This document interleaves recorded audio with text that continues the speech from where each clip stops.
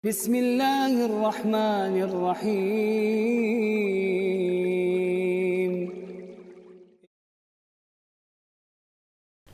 Tentulah kita semua ini, para suami, ingin menjadi suami yang disayangi oleh istri. Tentu akan beda jika suami itu dibenci oleh istrinya. Separuh daripada kebahagiaan hidup ini akan hilang jika kita termasuk di antara suami yang dibenci oleh istri. Tetapi apabila kita menjadi suami yang disayangi oleh istri, tentulah kebahagiaan hidup, terutama kebahagiaan berumah tangga, akan kita rasakan. Nah, kita sudah sampai pada karakter yang ketiga. Sudah 2 karakter kita telah lewati, dan sekarang kita masuk pada karakter yang ketiga. Bagaimana ciri suami yang disayangi istri itu? Yaitu suami yang selalu berusaha membahagiakan istrinya. Tadi moderator kita telah mengawali dengan pertanyaan, mengapa suami? Mengapa suami yang harus membahagiakan? Dan ini bermakna mengapa harus suami yang lebih dahulu? Bukankah istri juga punya kewajiban membahagiakan suaminya? Ya, kita jawab memang membahagiakan pasangan ini adalah kewajiban bersama. Dalam berumah tangga ini ada kewajiban masing-masing, ada hak masing-masing. Hak suami terhadap istrinya itu artinya kewajiban suami, kewajiban istri terhadap suami. Sebaliknya, hak istri terhadap suami itu artinya kewajiban suami terhadap istrinya. Nah, ini sebenarnya adalah kewajiban bersama. Tetapi mengapa suami yang hendaknya lebih dahulu memulai membahagiakan istrinya? Sekali lagi, itu tidak bermakna bahwa istri itu defensif, istri itu menerima saja, tidak. Ini kewajiban bersama. Istri juga wajib membahagiakan suami, tetapi harus ada yang memulai. Nah, yang memulai inilah suami. Suami yang harus memulai memberikan kebahagiaan kepada istrinya. Nah, kenapa? Kenapa suami? Pertama, di dalam Islam, perkara-perkara kebaikan itu kita disuruh berlomba. Ya, dalam hal ibadah, dalam hal kebaikan, ba'da a'udzubillahi minasyaitonir rajim, wa fi dzalika falyatanafasil mutanafisun. Ayat itu memang menunjuk surga. Tetapi bukankah syarat orang masuk surga adalah amal soleh, kebaikan? Sehingga yang dimaksud di dalam ayat itu dalam seluruh perkara kebaikan kita disuruh berlomba. Ya, kita disuruh berlomba, bukan kita menunggu, tapi kita disuruh berlomba. Ketika 2 orang bermusuhan, tidak saling sapa, tidak saling memberi salam, malah maka Nabi SAW mengatakan yang terbaik di antara keduanya alladzi yabda'u bisalam. Yang terbaik dari 2 orang muslim yang bermusuhan yang lebih dahulu memberi salam. Nah, tentu akan beda dengan perkara-perkara yang sifatnya keduniaan. Perkara yang sifatnya keduniaan, kita dianjurkan untuk mendahulukan saudara kita. Itulah sebabnya ada istilah tafaddal. Ketika ada hidangan di meja, itu ada tafaddal. Kita tafadhol ditanya duluan Ki. Kalau bahasa kita ini duluan Ki. Tetapi kalau perkara kebaikan, jangan kita mengatakan duluan Ki. Sob berjamaah. Yang terbaik di mana? Yang di depan. Kita tidak boleh mengatakan duluan Ki, di depan Ki. Kita yang di depan, Anda yang di depan, tidak. Tapi kita berupaya untuk berlomba. Ada undian haji, ada undian umroh, jangan kita kalah. Kita harus berlomba. Demikian juga di dalam kehidupan berumah tangga, membahagiakan ini adalah satu kebaikan yang sangat utama di dalam kehidupan berumah tangga. Maka marilah berlomba. Dan suami sebagai seorang pemimpin, dialah yang harus terlebih dahulu memberikan kebahagiaan itu. Ya, kemudian memang kita lihat dari sisi kodrat antara laki-laki dan perempuan, suami dan istri, ya memang istri itu menerima. Ya, contoh misalnya dalam hal nafkah. Ya. Nah, nafkah siapa yang punya kewajiban? Suami mencari. Ya, kemudian siapa yang diberikan? Pada istri dan anak-anak. Jadi memang kodratnya, fitrahnya wanita itu diciptakan dia menerima. Ya. Kemudian di dalam realitas kehidupan berumah tangga, dalam berinteraksi dengan berumah tangga, memang kenyataannya, faktanya menunjukkan bahwa seorang istri baru bisa move on, baru bisa apa istilahnya ya? Ya, baru bisa start. Ya, memberikan apa yang kita inginkan. Itu kalau ada stimulans dari suami. Ya. Jadi kan apa yang diinginkan oleh suami dari istri? Dilayani kan? Dibantu, ditaati. Ya, pagi-pagi bangun.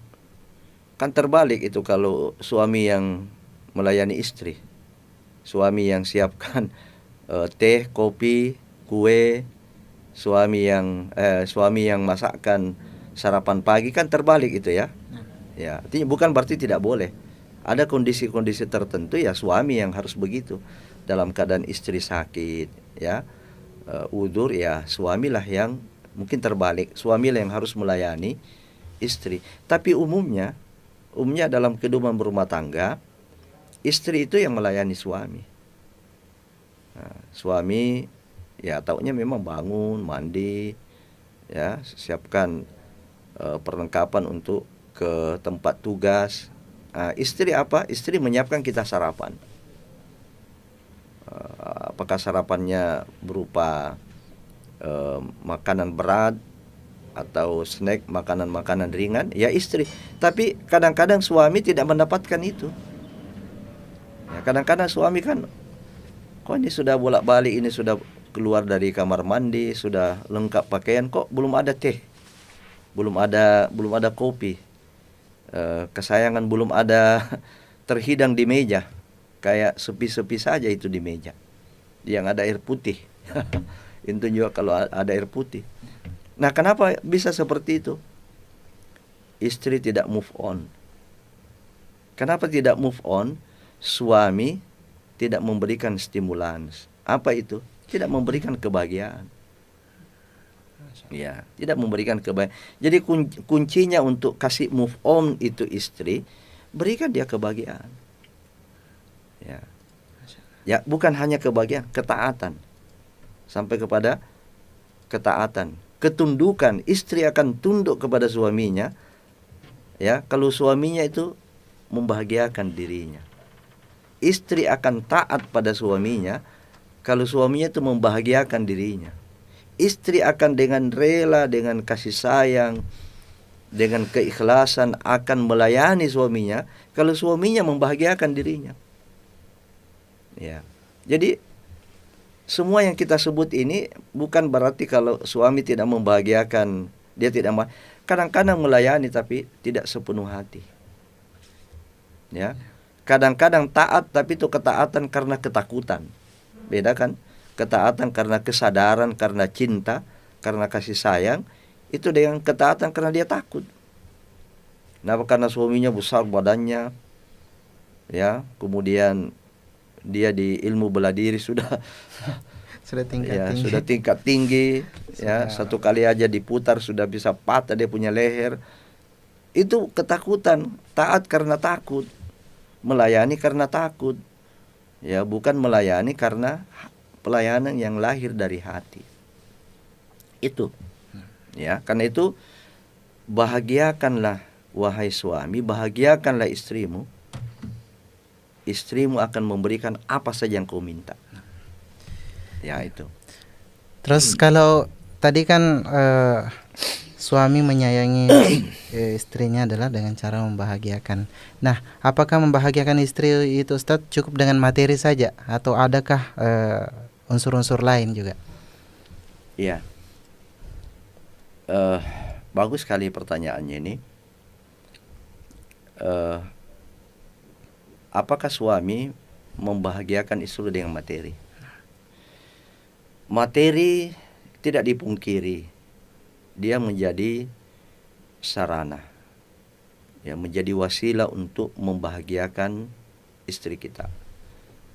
Tetapi bukan penentu, bukan itu yang menentukan.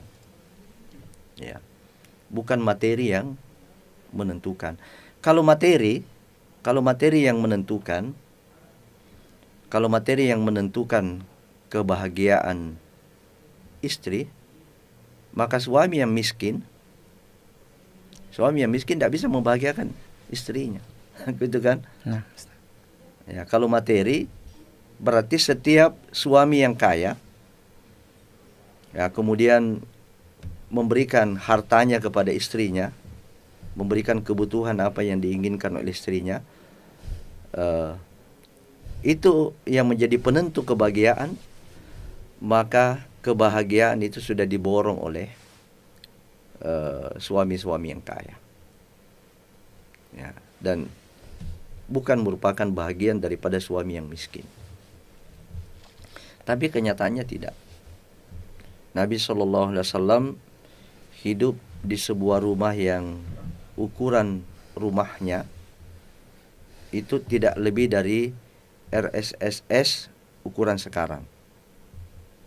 Rumah sangat sederhana. Itu ukuran berapa kalau sekarang itu? Ya, kecil sekali. ya, 7 berapa? 7 kali 13. Itu mungkin yang paling rendah. Nah. Nabi itu di bawah daripada itu. Ya, rumah Nabi, ukuran Nabi itu di bawah daripada itu. Ya, super SSS, ya. Ukuran, tapi beliau bahagia. Ya. Jadi materi bukan segala-galanya. Dia unsur yang menentukan tapi bukan segala-galanya. Ya, nanti sebentar kita akan jelaskan apa yang pokok. Ya, apa yang pokok. Yang pokok tentu adalah keimanan. Ya, dan semua iman dan amal soleh yang dalam ruang lingkup yang besar, bukan iman amal soleh dalam makna yang sempit. So, Allah Subhanahu wa taala berfirman, "Man 'amila shalihan min dzakarin aw untha wa huwa mu'min falanuhyiyannahu hayatan thayyibah." Siapa yang beramal soleh, baik ia laki-laki dan maupun perempuan, dan dia beriman, maka pastilah Allah akan menganugerahkan kepadanya kebahagiaan, ketenangan. Nah, jadi biar ada materi, walaupun ada materi dengan semahal apapun. Jadi ada artis di Eropa itu,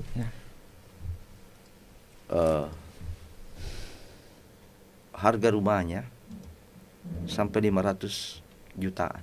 Bukan 500 miliar. 500 miliar. Masya Allah. 500 miliar. Ada yang seratusan, ada yang 200 miliar. Tapi itu hasil perceraian daripada suaminya. Subhanallah. Ya. Dia punya rumah tapi dia bercerai dengan suami. Dia tidak merasakan kebahagiaan. Jadi suaminya bisa membelikan rumah yang mewah, tapi dia tidak bisa memberikan kebahagiaan dengan rumah itu. Ya, ada yang sering kita dengar bahwa rumah yang mewah bisa dibeli, tapi ketenangan itu tidak bisa dibeli. Ya, dokter spesialis siapapun dengan tarif yang mahal itu bisa dibayar, tapi kesehatan tidak bisa dibeli. Obat semahal apapun itu bisa dibeli, tapi kesehatan tidak bisa dibeli. Termasuk kebahagiaan itu tidak bisa dibeli. Artinya kebahagiaan tidak berbanding lurus dengan materi. Ya, kebahagiaan tidak berbanding lurus dengan materi. Tapi materi itu sarana, salah satu wasilatun min wasailis sa'adah. Salah satu wasilah sarana di antara beberapa sarana-sarana kebahagiaan.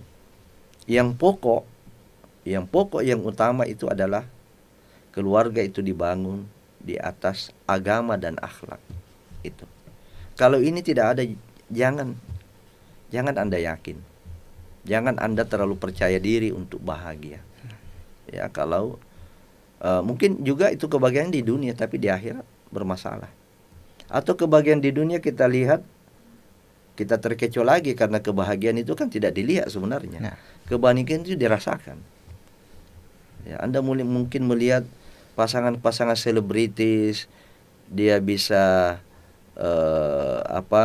bertahan keluarganya sampai sekian, sampai dia meninggal, dia setia. Apakah dia bahagia? Belum tentu dia bahagia. Ya, sebab kebahagiaan itu dirasakan. Nah, karena itu ini nanti yang terpenting. Ya, bagaimana membahagiakan istri, ya, dengan metode yang hakiki, metode yang sebenarnya. Ya, bukan hanya semata-mata materi. Ya. Baik, ya, kalau mendengar tadi penjelasannya Ustaz bahwa materi bukan segalanya untuk menciptakan kebahagiaan dalam rumah tangga kita. Nah, bagaimana sih sebenarnya sikap seorang suami untuk membahagiakan istrinya, Ustaz? Kriterianya bagaimana sebenarnya? Ya. Baik, kita masuk pada poin inti dari pembahasan ini. Bagaimana suami membahagiakan istrinya? Bagaimana metode suami membahagiakan istri? Pertama, wahai suami, bahagiakan istrimu dengan imanmu dan akhlakmu. Ya, bahagiakan istrimu dengan imanmu dan akhlak. Kenapa demikian? Coba kita lihat hadis Nabi SAW. Kriteria utama seorang suami, seorang laki-laki ketika datang melamar seorang perempuan, apa kriteria utama kata Rasulullah SAW? Idza atakum man tardawna dinahu wa khuluquhu fazawwijuhu illa taf'aluhu takun fitnatun fil ardi wa fasadun kabir. Apabila datang kepadamu seorang lelaki yang kamu sudah suka agamanya, maksudnya imannya, Islamnya itu bagus, ya, dan mulai dari pemahamannya, akidahnya, ya, manhajnya tentunya, manhaj dalam memahami Islam, dan akhlaknya. Padahal akhlak itu bagian daripada agama, akhlak bagian daripada keimanan. Tapi ini menunjukkan sisi pentingnya akhlak seorang suami itu, seorang calon suami. Nah, kalau datang seorang laki-laki yang seperti ini kata Rasulullah, fazawwijuhu, ya, nikahkan anakmu dengan laki-laki yang seperti itu. Jika kamu menolak dengan alasan-alasan lain, ya, dengan alasan-alasan karena misalnya karena materi semata, takun fitnatun fil ardi wa fasadun kabir. Ya, dengan mengabaikan tadi kriteria itu, ya kamu mendahulukan kriteria materi, kriteria duniawi, ya, dan mengenyampingkan kriteria tadi itu, maka kamu akan menjadi penyebab terjadinya kerusakan dan fitnah di muka bumi ini. Ini menunjukkan apa? Bahwa bekal utama seorang suami di dalam membahagiakan istrinya itu adalah ad-din wal akhlak, agama dan akhlaknya, kesolehannya. Solehkan dirimu. Jadi seorang suami misalnya yang rajin sholat berjamaah, memperhatikan waktu-waktu sholat, dzikir dengan baik sesudah sholat, ada waktu duduk di majelis ilmu, majelis taklim. Mungkin sepintas kita mengatakan itu untuk dirinya, sesungguhnya tidak. Amal soleh kita ini juga akan dirasakan oleh orang-orang yang berinteraksi dengan kita.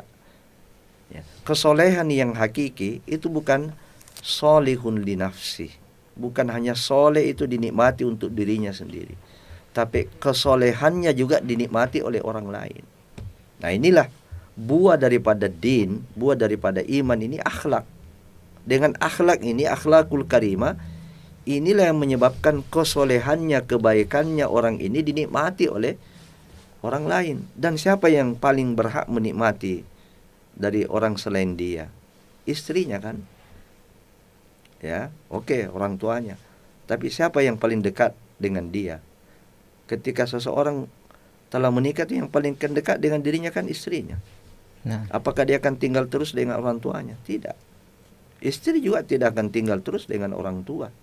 Maka siapa yang paling dekat? Siapa yang selalu menemani dirinya? Istrinya. Nah, istrinya inilah yang paling berhak merasakan itu kesolehannya. Buah daripada agamanya yang baik itu dalam bentuk akhlakul karimah. Siapa yang paling berhak merasakan itu? Istrinya.